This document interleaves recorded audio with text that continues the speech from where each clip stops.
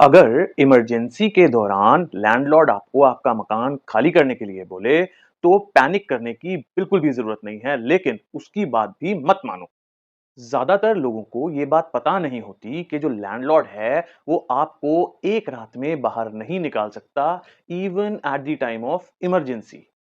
चाहे कितनी भी इमरजेंसी हो, हेल्थ क्राइसिस हो, नेचुरल डिज़ास्टर हो या कोई भी सडन सिचुएशन हो, यहाँ पे लैंडलॉर्ड आपको एक रात में इंस्टेंटली टेनेंटेड प्रेमाइसिस से बाहर नहीं निकाल सकता।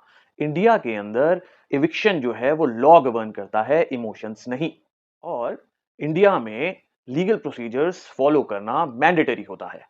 अगर रेंट एग्रीमेंट बना हुआ है, अगर आप लैंडलॉर्ड को रेंट पे कर रहे हैं जिससे आप ये प्रूव कर सकते हैं कि आपका और लैंडलॉर्ड का टेनेंट लैंडलॉर्ड रिलेशन है और आपकी साइड से कोई भी एग्रीमेंट में ब्रीच नहीं हुआ या लैंडलॉर्ड के पास कोई भी स्पेसिफिक ग्राउंड ऑफ एविक्शन नहीं है, इन सिचुएशंस में अगर लैंडलॉर्ड एविक्ट करते हैं तो बहुत बारी उसके लीगल कॉन्सिक्वेंसेस भी हो सकते हैं।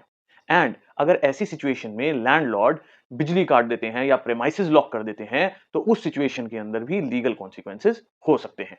लेकिन हम यहाँ पे लैंडलॉर्ड की साइड भी देखते हैं।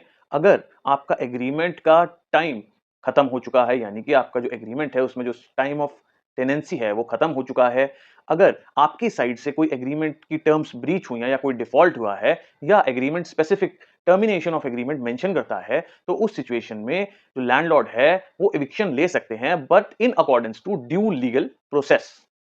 लेकिन होता क्या है, जो टेनेंट्स हैं वो वर्बल थ्रेट्स पे रिलाय कर लेते हैं और जो लैंडलॉर्ड्स हैं वो जनरली लीगल प्रोसीजर को बाईपास करने की कोशिश करते हैं, जिससे दोनों को लीगल ट्रबल फेस करना पड़ सकता है।